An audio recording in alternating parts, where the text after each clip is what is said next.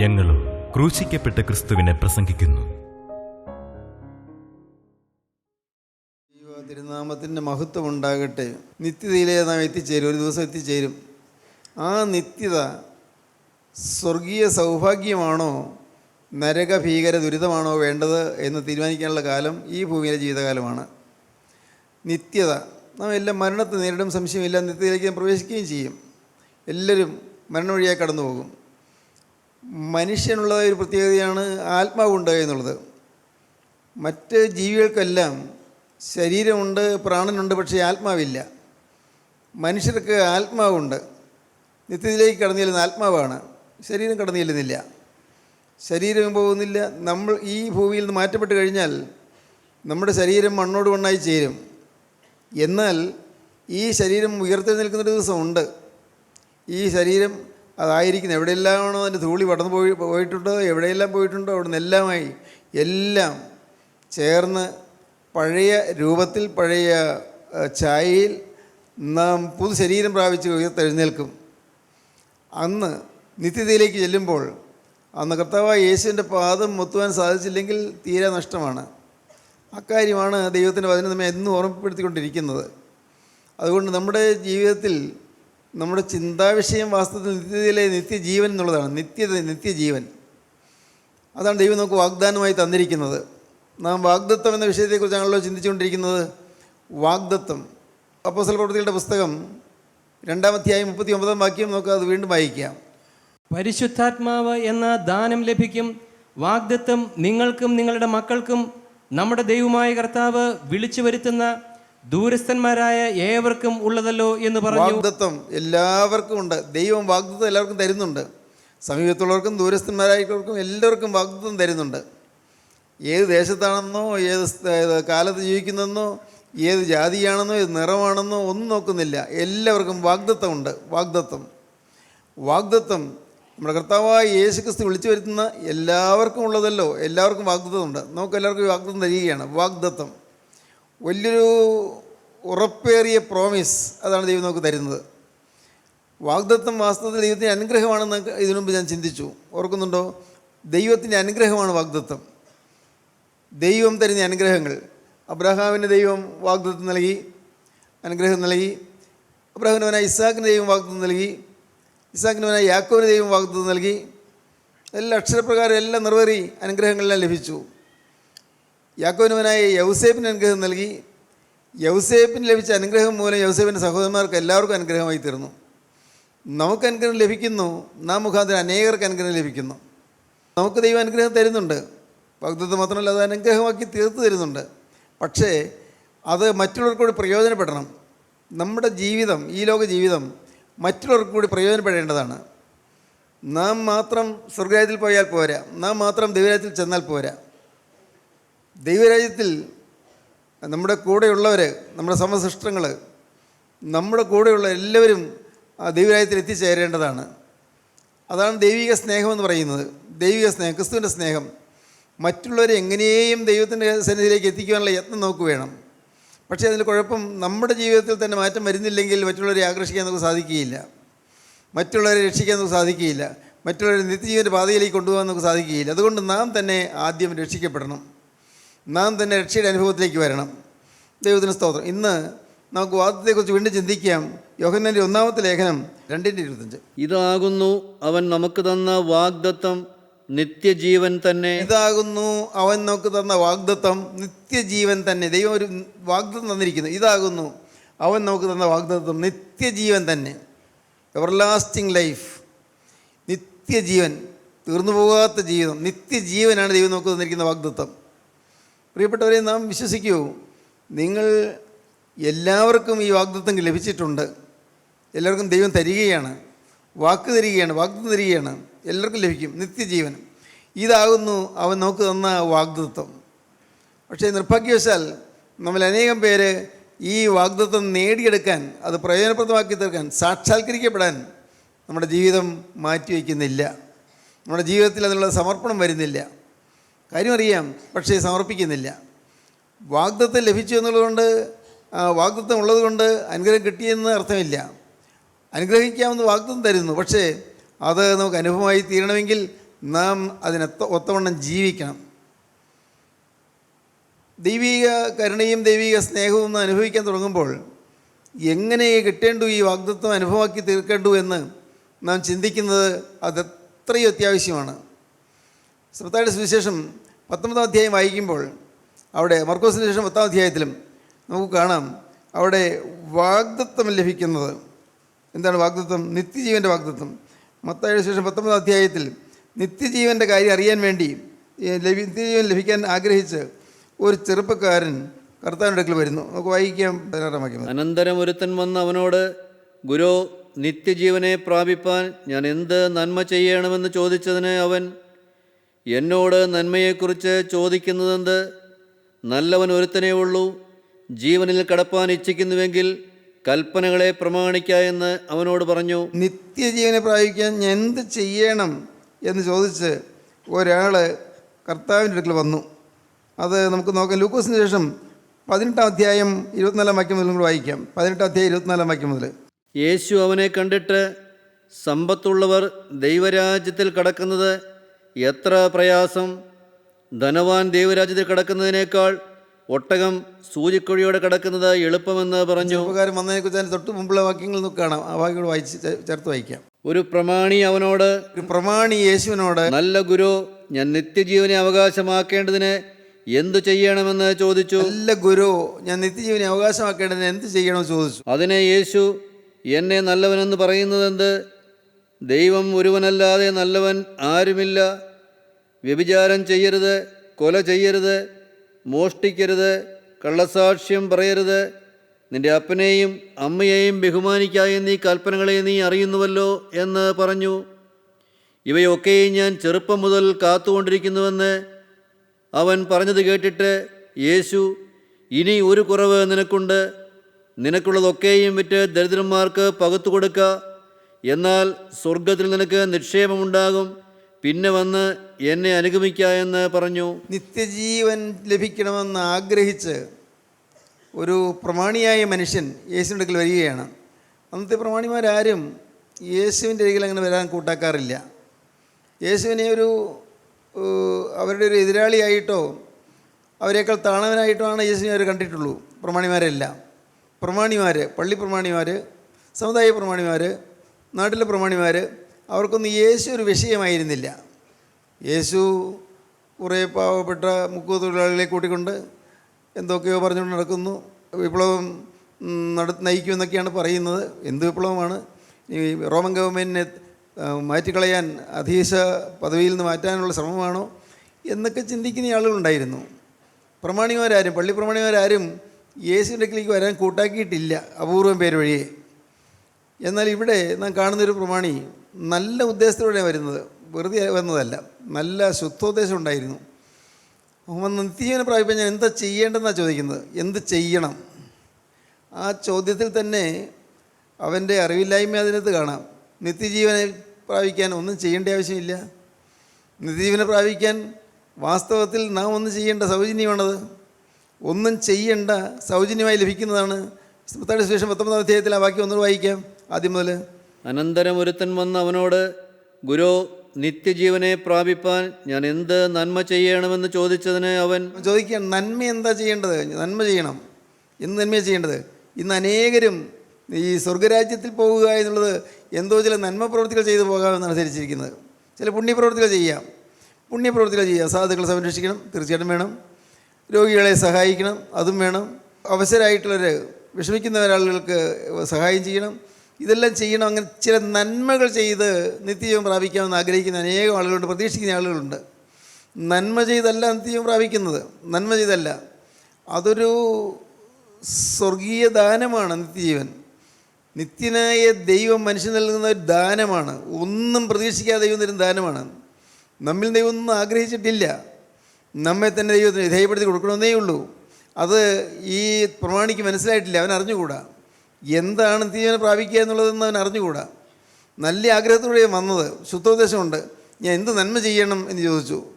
പിന്നെ, എന്നോട് നന്മയെക്കുറിച്ച് ചോദിക്കുന്നതെന്ത്? നല്ലവൻ ഒരുത്തനേ ഉള്ളൂ. ജീവനിൽ കടപ്പാൻ ഇച്ഛിക്കുന്നുവെങ്കിൽ കൽപ്പനകളെ പ്രമാണിക്ക എന്ന് അവനോട് പറഞ്ഞു. എന്നോട് നന്മയെക്കുറിച്ച് എന്താ ചോദിക്കുന്നത്? നല്ലവനൊരുത്തനേ ഉള്ളൂ. അതെന്താണ് അങ്ങനെ പറയാൻ കാരണം? കർത്താവല്ലേ രക്ഷകൻ. പിന്നെന്താ പറയാൻ കാരണം? നല്ലവനൊരുത്തനേ ഉള്ളൂ എന്ന് പറയാൻ കാരണം ഇവന് യേശു ആരാണെന്ന് അറിഞ്ഞുകൂടാ. നല്ല ഗുരു എന്ന് അവൻ പറയുന്നത്. നല്ലൊരു ഗുരുവാണെന്ന് യേശുവിനെ കണ്ടിട്ടുള്ളൂ.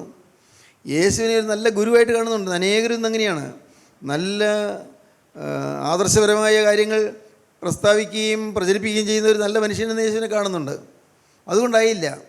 യേശുവിൻ്റെ ഉപദേശങ്ങൾ നല്ലതാണെന്ന് പറയുന്ന ആളുകളുണ്ട്. അറിയാമല്ലോ, പണ്ഡിതന്മാരായ അനേക ആളുകൾ യേശുവിൻ്റെ ഉപദേശങ്ങൾ വളരെ വിസ്മയകരമാണെന്ന് അഭിപ്രായപ്പെടുന്ന ആളുകളുണ്ട്. ധാരാളം പേരുണ്ട്. ക്രൈസ്തവരില്ലാത്തവരുണ്ട്. യേശുവിൻ്റെ ഉപദേശങ്ങളും യേശുവിൻ്റെ വചനങ്ങളും എല്ലാം വളരെ പരിപാവനമായി കരുതുന്ന അനേകം ബുദ്ധിജീവികളുണ്ട്. യേശുവിനൊരു നല്ല ഗുരു എന്ന രീതിയിൽ കണ്ടിട്ട് കാര്യമില്ല. അനേകരും ഇന്ന് ഒന്നുകിൽ യേശുവിനൊരു മതസ്ഥാപകൻ, ക്രിസ്തു മതത്തിൻ്റെ സ്ഥാപകൻ എന്ന് കാണുന്നുണ്ട്. യേശു ക്രിസ്തു മതവും സ്ഥാപിച്ചിട്ടില്ല, ഒരു മതവും സ്ഥാപിച്ചിട്ടില്ല. അനേകരും ധരിച്ചിരിക്കുന്നത് ക്രിസ്തു മതം എന്നത് യേശു ക്രിസ്തു സ്ഥാപിച്ചു എന്ന്. അങ്ങനൊരു മതം യേശു ക്രിസ്തു സ്ഥാപിച്ചിട്ടേ ഇല്ല. ആദ്യകാലത്ത് ജനം പറഞ്ഞു തന്ന ഈ മാർഗ്ഗക്കാരെന്നാണ്. ഈ ഒരു പ്രത്യേക മാർഗം, ഒരു വഴി, ഈ വഴി പോകുന്നവർ, ഒരു പുതിയ വഴി, ഈ മാർഗ്ഗക്കാർ, മാർഗ്ഗവാസികൾ എന്നൊക്കെ സാധാരണ പറഞ്ഞ് കേൾക്കാറില്ല. അതുപോലെ ഈ മാർഗ്ഗക്കാരെന്നാണ് വിശ്വാസികൾ വിളിച്ചിരുന്നത്. ഒരു അപകൃഷ്ട സമൂഹമായിട്ടേ അന്ന് ജനങ്ങൾ കണ്ടിട്ടുള്ളൂ. ഇവൻ ഈ പ്രമാണി യേശുവിനെ ഒരു നല്ല ഗുരുവായിട്ട് കണ്ടു. യേശുവിനെ അക്കാലത്തെ ജനത്തിൽ ചിലരെ വിപ്ലവകാരിയായിട്ട് കണ്ടു. റോമൻ സർക്കാരിൻ്റെ കീഴിൽ അടിമത്തം അനുഭവിക്കുന്ന യഹൂദ ജനതയെ ഉദ്ധരിക്കാൻ വന്നിരിക്കുന്ന ഒരു വിപ്ലവകാരിയാണ് യേശു എന്ന് കണ്ടു. ചിലർ നല്ല തത്വചിന്തകനാണെന്ന് കണ്ടു, നല്ല ദാർശനികനാണെന്ന് കണ്ടു, നല്ല ബുദ്ധിജീവിയാണെന്ന് കണ്ടു. യേശു ഒരു നല്ല മനുഷ്യനായിട്ട് കണ്ടു. പക്ഷേ യേശുവിനെ സാക്ഷാൽ ദൈവമായി കണ്ടില്ല. അതുകൊണ്ടാണ് പറയുന്നത് ദൈവം ഒരുവനെ നല്ലവനുള്ളൂ എന്ന് പറയുന്നത്. നീ എന്നെ നല്ലവനെന്ന് പറയുന്നത് എന്ത് എന്ന് ചോദിക്കുന്നു. മർക്കോസിന് ശേഷം വായിക്കുമ്പോഴും ഇതേ കാര്യത്തിൽ നമുക്ക് കാണാം. മർക്കോസിന് ശേഷത്തിൽ വായിക്കാം 10-17 വാക്യം. അവൻ പുറപ്പെട്ട് യാത്ര ചെയ്യുമ്പോൾ ഒരുവൻ ഓടി വന്നവൻ്റെ മുമ്പിൽ മുട്ടുകുത്തി, നല്ല ഗുരു, നിത്യജീവനെ അവകാശമാക്കുവാൻ ഞാൻ എന്ത് ചെയ്യണം എന്ന് അവനോട് ചോദിച്ചു. അതിനെ യേശു, എന്നെ നല്ലവനെന്ന് പറയുന്നത് എന്ത്? നല്ലവനെന്ന് പറയുന്നത് എന്ത്? നോക്കൂ, യേശു നല്ലവനല്ലാത്തതുകൊണ്ടല്ല അങ്ങനെ പറയുന്നത്. നീ എന്നെ കണ്ടിരിക്കുന്ന ശരിയായ കാഴ്ചപ്പാടല്ല. നിന്നെ നല്ലവൻ പറയുന്നത് എന്ത്? പിന്നെ ദൈവം ഒരുവനല്ലാതെ നല്ലവൻ ആരുമില്ല. ഒരുവനല്ലാതെ നല്ലവൻ ആരുമില്ല. ദൈവമാണ് നല്ലവൻ എന്ന് പറഞ്ഞാൽ നീ എന്നെ നല്ലവനായിട്ട് പറയുന്നുണ്ടെങ്കിലും ദൈവമായിട്ട് നീ കാണുന്നില്ല. ദൈവത്തിന് സ്തോത്രം. പ്രിയപ്പെട്ടവരെ, ഇന്നത്തെ ക്രൈസ്തവ മണ്ഡലത്തിൽ അനേകം ആളുകളും യേശുവിനെ നല്ലൊരു ഉപദേഷ്ടാവായി കാണുന്നുണ്ട്. നല്ല ഉപദേശങ്ങൾ, അത് തത്വചിന്തകന്മാരെല്ലാവരും അംഗീകരിക്കുന്ന കാര്യമാണ്. നല്ല ചിന്തകൻ, കൊള്ളാം, നല്ല ഉപദേഷ്ടാവ്. പക്ഷേ അതിനപ്പുറം ദൈവമായി കാണുന്നില്ല. വലിയ കെടുതിയാണ്. യേശുക്രിസ്തു ദൈവമായിട്ട് അംഗീകരിക്കുമ്പോൾ മാത്രമേ നമുക്ക് ആത്മാവിൻ്റെ വീണ്ടെടുപ്പ് കിട്ടുകയുള്ളൂ. കാരണം യേശുക്രിസ്തുവിൽ കൂടിയാണ് വീണ്ടെടുപ്പ്. യേശുക്രിസ്തുവിൻ്റെ തിരക്തത്തിൽ കൂടിയാണ് വീണ്ടെടുപ്പ്. യേശുക്രിസ്തുവിൻ്റെ തിരക്തത്തിൽ കൂടിയാണ് നമുക്ക് നിത്യജീവൻ. നല്ല ഗുരു എന്ന് വിളിക്കുന്നു. ദൈവമില്ലാതെ നല്ലവൻ ആരുമില്ല എന്ന് കർത്താവ് തിരിച്ച് പറയുമ്പോൾ നീ എന്നെ കാണേണ്ടതുപോലെ കണ്ടില്ല എന്നാണ് പറഞ്ഞതിൻ്റെ അർത്ഥം.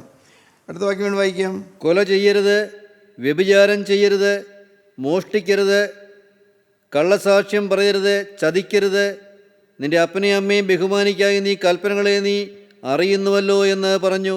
5 കാര്യങ്ങളാണ്, 10 കൽപ്പനകളിൽ 5 കൽപ്പനകളാണ് കർത്താവ് ഉദ്ധരിക്കുന്നത്. എല്ലാം പറയുന്നില്ല. 5 കൽപ്പനകൾ മനുഷ്യൻ്റെ ജീവിതത്തിൽ വരാവുന്ന, തെറ്റ് വരാവുന്ന ഏറ്റവും പ്രായോഗികമായ 5 കാര്യങ്ങൾ കർത്താവ് പറയുകയാണ്. കൊല ചെയ്യരുത്, പിന്നെ വ്യഭിചാരം ചെയ്യരുത്, മോഷ്ടിക്കരുത്, കള്ളസാക്ഷ്യം പറയരുത്, ചതിക്കരുത്, നിന്റെ അപ്പനെയും അമ്മയും ബഹുമാനിക്കുക. ദൈവത്തിന് സ്തോത്രം. അപ്പനെയും അമ്മയും ബഹുമാനിക്കാം. ഇതെല്ലാം മനുഷ്യർക്ക് തമ്മിൽ വരാവുന്ന അപകടങ്ങളാണ്, അനർത്ഥങ്ങളാണ്, പാവങ്ങളാണ്. അങ്ങനെ കൽപ്പനകളിൽ 10 കൽപ്പനകളിൽ മനുഷ്യനോട് ചെയ്യുന്നതായ പാവങ്ങൾ അത് വരരുത് എന്ന് പറയുന്നതാണ് ഈയുടെ കർത്താവ് സൂചിപ്പിച്ചത്. ദൈവത്തിന് സ്തോത്രം. അവൻ പറയുകയാണ്, അതൊക്കെ ഞാൻ ചെറുപ്പം മുതൽ പ്രമാണിച്ച് പോരുന്നുണ്ടല്ലോ, ഞാനതെല്ലാം കൃത്യമായിട്ട് ആചരിക്കുന്നുണ്ടല്ലോ. അവൻ കൽപ്പനകൾ ആചരിക്കുന്നവനാണ്. അവൻ ദൈവത്തിൻ്റെ കൽപ്പനകളെ പ്രമാണിക്കുന്നവനാണ്. പക്ഷേ അവന് നിത്യജീവൻ്റെ കാര്യം പിടികിട്ടുന്നില്ല. യേശു ആരാണെന്ന് പിടികിട്ടുന്നില്ല. ഇന്ന് പ്രിയപ്പെട്ടവരെ, ഞാനത് ഊന്നി പറയാൻ ആഗ്രഹിക്കുന്നു. നിങ്ങളുടെ ജീവിതത്തിൽ യേശുക്രിസ്തു നിങ്ങൾക്ക് ആരാണ്? ഒരു നല്ല ഉപദേഷ്ടാവെന്നേ നിങ്ങൾ കണ്ടിട്ടുള്ളോ? നല്ലൊരു ഗുരു എന്നേ കണ്ടിട്ടുള്ളോ? ദൈവത്തിന് സ്തോത്രം. ചിന്തിച്ചിട്ടുണ്ടോ നിങ്ങൾ എപ്പോഴെങ്കിലും യേശു എനിക്ക് ആരാണ്? യേശു എൻ്റെ ദൈവമാണെന്ന് കാണാൻ നമുക്ക് സാധിക്കണം. യേശുക്രിസ്തു എൻ്റെ ദൈവമാണ്, എൻ്റെ ദൈവം. ഇന്ന് ദൈവമേ ഞങ്ങൾ രക്ഷിക്കണമേ എന്ന് പറയും. എല്ലാവർക്കും പറയാമല്ലോ ദൈവമേ എന്ന്. ദൈവമേ രക്ഷിക്കണമെന്ന് പറയും. എല്ലാവരും പറയും, എല്ലാ ജാതിക്കാരും പറയും, എല്ലാ മതക്കാരും പറയും. യേശുക്രിസ്തു ഒരു മതസ്ഥാപകനല്ല, യേശുക്രിസ്തു ഒരു വിപ്ലവകാരിയല്ല. യേശുക്രിസ്തുവിനെ ദൈവമായി കാണണം. എൻ്റെ ദൈവം, ജീവനുള്ള ദൈവം, മനുഷ്യനൊരിക്കലും കണ്ടിട്ടില്ലാത്ത ദൈവം, അഖില ചരാചരങ്ങളെയും സൃഷ്ടിച്ചുണ്ടാക്കിയ ദൈവം, മനുഷ്യനെ മറഞ്ഞിരിക്കുന്ന ദൈവം. ഈ ദൈവം ആരാണെന്ന് വെളിപ്പെടുത്താൻ ദൈവം തന്നെ ഭൂമിയിലേക്ക് ഇറങ്ങി വന്നാണ് കർത്താവായ യേശുക്രിസ്തു. അനേകം പേരും തെറ്റിദ്ധരിച്ചിരിക്കുന്നു. ദൈവം തന്നെ ഭൂമിയിലേക്ക് ഇറങ്ങി വന്നിരിക്കുകയാണ്. എന്തിന്? ദൈവം ആരാണെന്ന് മനുഷ്യർക്ക് വെളിപ്പെടുത്താൻ, ദൈവത്തെ മനുഷ്യർക്ക് കാണിച്ചു കൊടുക്കാൻ. ദൈവം ഒരു ക്രൂരമൂർത്തിയായിട്ട് കാണുന്ന ആളുകളുണ്ട്. പ്രത്യേകിച്ച് പഴയ നിയമം വായിക്കുമ്പോഴെല്ലാം ദൈവം കോപിക്കുന്നതെന്നും ദൈവം കഠിനമായി ശിക്ഷിക്കുന്നതും ശാസിക്കുന്നതൊക്കെ കാണുന്നുണ്ട്. ചില വലിയ വലിയ അനർത്ഥങ്ങൾ ഉണ്ടാക്കുന്നതൊക്കെ കാണുന്നു. പക്ഷേ ആ ദൈവം ഒരു ഉഗ്രമൂർത്തിയായിട്ട് കാണുന്ന ആളുകൾ, ദൈവത്തെ കോപിഷ്ഠനായി കാണുന്ന ആളുകൾ, ദൈവം ഒരു കഠിന മനുഷ്യനാണെന്ന് കാണുന്ന ആളുകൾ, കഠിന മനുഷ്യൻ, ഇങ്ങനെ കാണുന്ന അനേകം ആളുകളുണ്ട്. എന്നാൽ ദൈവം ആരാണ്, എന്താണ് ദൈവത്തിൻ്റെ പ്രകൃതം എന്നുള്ളത് ദൈവം മനുഷ്യർ കാണിച്ചു കൊടുത്തതാണ് കർത്താവായ യേശുക്രിസ്തു. തന്നെ ദൈവം വെളിപ്പെടുത്തുകയാണ് ക്രിസ്തുവിൽ കൂടെ. ദൈവത്തിന് സ്തോത്രം. The revelation of God himself, ദൈവത്തിൻ്റെ റെവലേഷനാണ് ക്രിസ്തു. ദൈവം തന്നെ കാണിച്ചു തന്നിരിക്കുകയാണ്. ദൈവം ആരാണ്? നമുക്ക് ദൈവത്തെ കാണാം, ദൈവത്തെ അറിയാം. ദൈവം ആരാണെന്ന് നമുക്ക് മനസ്സിലാകും. എങ്ങനെ? യേശുവിലേക്ക് നോക്കിയാൽ മതി. യേശു ക്രിസ്തുവിലേക്ക് നോക്കുക. ക്രിസ്തു ദൈവം. ഒരാൾ എന്നോട് ചോദിച്ചു, സാറേ ഒരു സംശയം ചോദിക്കട്ടെ? തീർച്ചയായും ചോദിച്ചോളാൻ പറഞ്ഞു. സാറേ ഇത് 3 പിതാവ് പുത്രൻ പരിശുദ്ധാത്മാവ് എന്ന് ഇങ്ങനെ പറയുന്നത് എന്താ? ദൈവം 3 ഉണ്ടോ? ദൈവത്തിന് സ്തോത്രം. നിങ്ങൾ പലർക്കും ചിന്തയുണ്ടായിരിക്കും 3 ത്രിമൂർത്തികളെന്നും ഒക്കെ പറയുന്ന പോലെ 3 ദൈവങ്ങൾ, അങ്ങനെയാണോ? പലരും ചിന്തിച്ചിട്ടുണ്ടാവും. എന്താ അതിൻ്റെ അർത്ഥം? മനസ്സിലാക്കി തരാം. ഞാൻ ലളിതമായിട്ട് പറഞ്ഞു കൊടുത്തു. സൂര്യൻ, പല സൂര്യന്മാരില്ലല്ലോ, ഒരു സൂര്യൻ, ആ സൂര്യൻ്റെ പ്രകാശമാണ് നമുക്ക് കിട്ടുന്നത്. സൂര്യന് പ്രകാശമുണ്ട്, വെളിച്ചമുണ്ട്. ആ വെളിച്ചം നമ്മിലേക്ക് വരുന്നത് സൂര്യൻ രശ്മിയിൽ കൂടിയാണ്. ആ രശ്മിയിൽ കൂടി വെളിച്ചം വരുമ്പോൾ ആ രശ്മിക്ക് ചൂടുണ്ട്.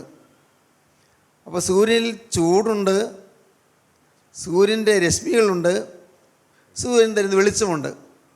അതുകൊണ്ട് ഇത് 3 ചേർന്നതാണ് സൂര്യൻ എന്ന് പറഞ്ഞാൽ നാനാത്വത്തിൽ ഏകത്വം.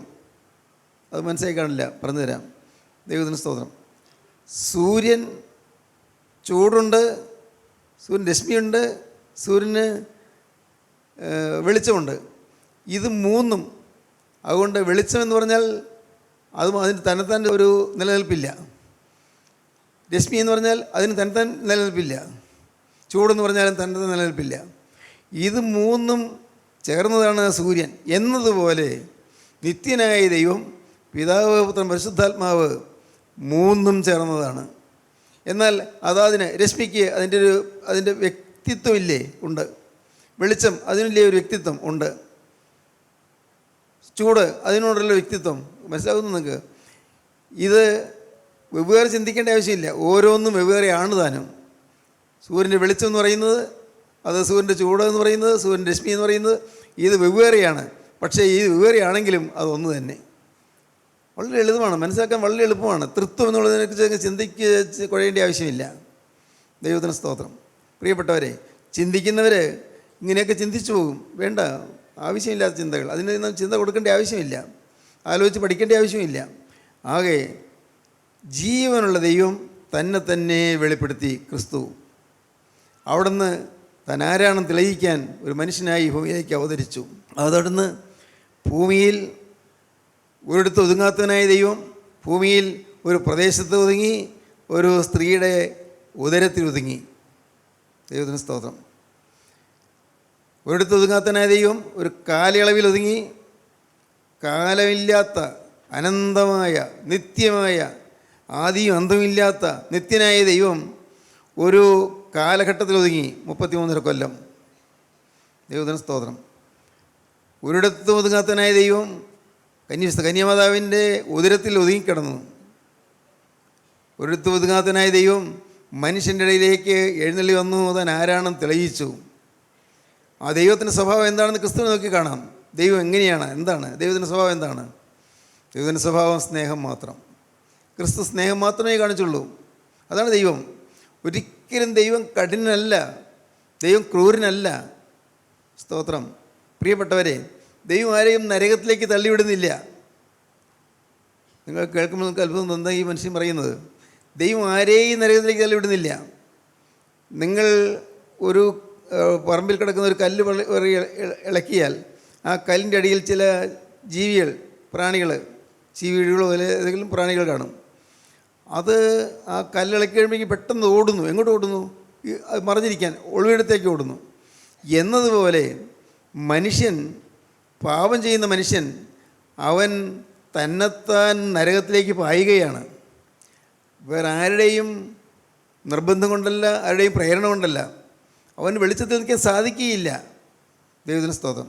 നമ്മിൽ പൈശാചികമായ ഏതെങ്കിലും തരത്തിലുള്ളതായ ബാധയുണ്ടെങ്കിൽ, പിശാചിന് അവകാശമുണ്ടെങ്കിൽ, നാം അന്ധകാരത്തിലേക്ക് പോയി പോവുകയാണ്. ദൈവം തള്ളിവിടുന്നതല്ല. ഇത് മനസ്സിലാക്കി കഴിയുമ്പോഴാണ് ദൈവ സ്നേഹമാണെന്ന് പിടികിട്ടുന്നത്. നിത്യസ്നേഹം മാത്രം. ആരോടും പരിഭവം കാണിച്ചില്ല കർത്താവ്. ആരോടും പരാതി പറഞ്ഞില്ല. അതിനെക്കുറിച്ച് നീരസം ഭാവിച്ചില്ല. കർത്താവ് എപ്പോഴും സ്നേഹം മാത്രം കൊടുത്തുകൊണ്ടിരുന്നു. സ്നേഹം മാത്രം. ആ 3.5 കൊല്ലത്തെ പരസ്യശുശ്രൂഷയിൽ സ്നേഹം മാത്രം കർത്താവ് നൽകിക്കൊണ്ടിരുന്നു. ഇന്നും ഈ സ്നേഹവാനായ ദൈവം നമ്മോട് ഇടപെടുകയാണ്, നമ്മെ സന്ദർശിക്കുകയാണ്. ദൈവം തന്നെ വെളിപ്പെടുത്തി തരികയാണ്. നിത്യനായ ദൈവം തന്നെ വെളിപ്പെടുത്തിക്കൊണ്ട് നമ്മൾ സംസാരിക്കുന്നു. അവനാണ് നിത്യജീവൻ്റെ ഉടമസ്ഥൻ, നിത്യജീവൻ്റെ അധിപതി. നിത്യജീവൻ നമുക്ക് തരുന്നു. പ്രിയപ്പെട്ടവരെ, നിങ്ങൾ ഈ വാക്കുകളെ കേൾക്കുമ്പോൾ നിങ്ങളിപ്പോൾ ഒരു കാര്യം പ്രാർത്ഥിക്കണം. കർത്താവേ, നിത്യജീവൻ്റെ അവകാശം എനിക്ക് തരണമേ.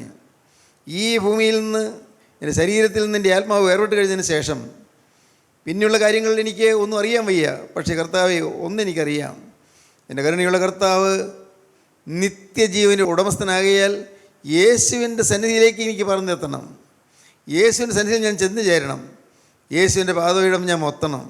എൻ്റെ കർത്താവേ, യേശുവിൻ്റെ കാൽക്കെല്ലാം തിരുമുറകളെ ചുംബിച്ചുകൊണ്ട് ആ കാൽക്കൽ എനിക്ക് കിടക്കണം. കർത്താവേ, എനിക്ക് മറ്റൊന്നും വേണ്ട. ഇങ്ങനെ നിത്യജീവൻ നമ്മുടെ ലാക്കാക്കുമെങ്കിൽ, നിത്യജീവൻ നമ്മുടെ ലക്ഷ്യമാക്കുമെങ്കിൽ, പ്രിയപ്പെട്ടവരെ, നാം നമ്മുടെ ജീവിതത്തിലെ ഏറ്റവും വലിയ ഭാഗ്യശാലികളായി മാറും. ദൈവത്തിന് സ്തോത്രം. നിത്യജീവൻ്റെ ഉറപ്പ് കിട്ടുക. കർത്താവിന് സ്തോത്രം. വാസ്തവത്തിൽ നാം ഈ കൂടിവരൻ്റെ എല്ലാം ഉദ്ദേശം അത് മാത്രമേ ഉള്ളൂ. നിത്യജീവൻ. ഈ ഭൂമിയിൽ പരീക്ഷ പാസ്സാകുക, ജോലി കിട്ടുക, വരുമാനം ഉണ്ടാകുക, വിവാഹം നടക്കുക, മക്കളുണ്ടാകുക, ഇതെല്ലാം ഭൗതികമായ കാര്യങ്ങൾ തന്നെ, എല്ലാം ആവശ്യം തന്നെയാണ്, അല്ലെന്ന് പറയില്ല. പക്ഷേ അതൊന്നുമല്ല നമുക്ക് വേണ്ടത്. ഈ നിത്യജീവൻ്റെ അവകാശം കിട്ടിക്കഴിഞ്ഞാൽ ക്രിസ്തു നമ്മുടെ ഉള്ളത്തിൽ വന്നു കഴിഞ്ഞു. ക്രിസ്തു നമ്മുടെ ഉള്ളത്തിൽ വന്നു കഴിഞ്ഞാൽ നിത്യജീവൻ്റെ അവകാശം നമുക്ക് കിട്ടിക്കഴിഞ്ഞു. അങ്ങനെ രണ്ടും പരസ്പര ബന്ധിതമാണ്. ക്രിസ്തു നമ്മുടെ ജീവിതത്തിലേക്ക് വരുന്നു, നാം നിത്യജീവൻ്റെ അവകാശത്തിലായിത്തീരുന്നു. അപ്പോൾ നമ്മുടെ കാര്യം ക്രിസ്തു നോക്കുന്നു.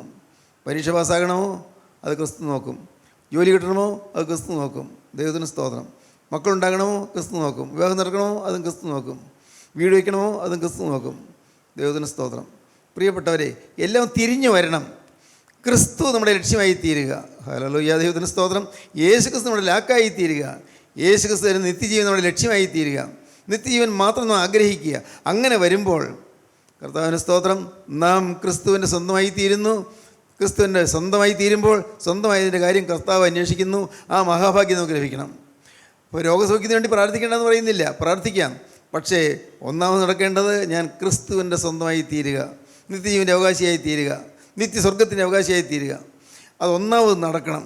അതില്ലാതെയുള്ള എന്തെല്ലാം അത്ഭുതങ്ങൾ നടന്നാലും അത് ക്രിസ്തു ആയിരിക്കണമെന്നില്ല. അത്ഭുതങ്ങൾ നടക്കുമായിരിക്കും, നടന്നുകൊള്ളട്ടെ, അത് നമ്മുടെ ചിന്താവിഷയമല്ല. അത്ഭുതങ്ങളോ രോഗശാന്തിയോ മരിച്ചവർ ഉയർക്കുന്നു പറയുന്നു, എന്തെല്ലാമോ ഒക്കെ നടക്കട്ടെ, അത് നമുക്ക് ചിന്താവിഷയമല്ല. നമുക്കാകെയുള്ളത്, ഞാൻ ഈ ഭൂമിയിലേക്ക് ജനിച്ചത് എൻ്റെ കർത്താവായ യേശുക്രിസ്തുവിൻ്റെ കരുണ കൊണ്ട്, ഈ ഭൂമിയിൽ ഇത്രയും കാലം ഞാൻ ജീവിച്ചത് ദൈവത്തിൻ്റെ കരുണ കൊണ്ട്, എനിക്ക് സത്യത്തിൻ്റെ വചനം കിട്ടിയത് ദൈവത്തിൻ്റെ കരുണ കൊണ്ട്, ഈ വചനം കേൾക്കാൻ എനിക്ക് ഇടയായത് ദൈവത്തിൻ്റെ കരുണ കൊണ്ട്, ഈ വചനം മുമ്പിലേക്ക് എന്നെ കൊണ്ടുവന്നത് ദൈവത്തിൻ്റെ കരുണ. കർത്താവേ, ഒന്നു മാത്രം ഞാൻ ആഗ്രഹിക്കുന്നു. എനിക്ക് ഒറ്റയ്ക്കൊരു കാര്യം മാത്രം മതി. കർത്താവേ, ഞാൻ എൻ്റെ ജീവിതം നിനക്ക് ഞാൻ സമർപ്പിക്കുന്നു. നീ എൻ്റെ ഉള്ളത്തിലേക്ക് കടന്നു വരണമേ. യേശു കടന്നു വരുമ്പോൾ അവിടെ നിത്യജീവനായി കഴിഞ്ഞു. നിത്യജീവൻ കിട്ടിക്കഴിഞ്ഞാൽ നമ്മുടെ ആവശ്യങ്ങൾ ഓരോന്നോരോന്ന് നാം പറയാതെ തന്നെ കർത്താവിനറിയാം, എല്ലാം ചെയ്തു തരികയും ചെയ്യും. ദൈവത്തിന് സ്തോത്രം. ഈ മഹത്തായ അനുഭവത്തിലേക്ക് കർത്താവ് നമ്മെ നയിക്കുകയാണ്. അതിനുവേണ്ടിയാണ് നാം ഒരുങ്ങേണ്ടത്. നമുക്ക് പ്രാർത്ഥിക്കാം. ദൈവത്തിന് സ്തോത്രം. ജീവനുള്ള ദൈവമേ, കരുണയുള്ള കർത്താവേ, അവിടുന്ന് അടിയങ്ങളോട് കൂടെയുള്ളതിനായി നന്ദിയോടെ സ്തോത്രം. സ്വർഗം തുറന്ന്, സ്വർഗത്തിൻ്റെ കിളിവാതിൽ തുറന്ന് മാലാഖമാർ ഞങ്ങൾ ഉറ്റുനോക്കുന്നതിനായി നന്ദിയോടെ സ്തോത്രം. അപ്പോൾ അവിടുത്തെ പ്രിയമക്കളായി ഞങ്ങളെ അവിടെ തൊട്ടതിനായി നന്ദിയോടെ സ്തോത്രം.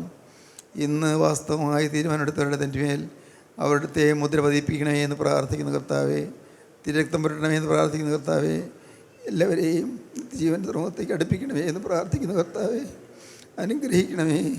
നിൻ്റെ ഈ മക്കളെ അനുഗ്രഹിച്ച് സമാധാനം നൽകി പറഞ്ഞയക്കണമേ കർത്താവേ.